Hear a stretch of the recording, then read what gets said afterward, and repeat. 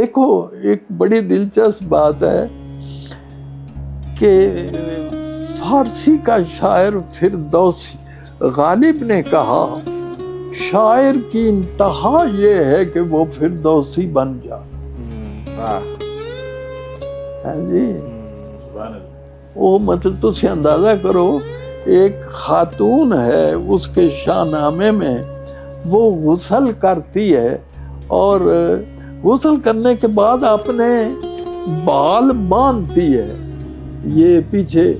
تو فردوسی کہتا ہے گرا داد شب را پس آفتاب، اس نے سورج کے پیچھے رات کو گرا لگا دیا. واہ واہ، یہ واہ، فردوسی ہے. واہ واہ. یعنی کیا بات، شاعری کیا ہے؟ آپ نے دلچسپ اور انوکھے طریقے سے بات کرنی ہے جو دل کو بھلی لگے.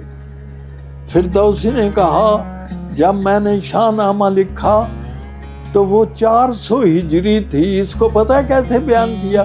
زِ ہجرت شدہ 580 بار، 580 دفعہ گزر چکا تھا. 5 سے 5 × 8 = 40.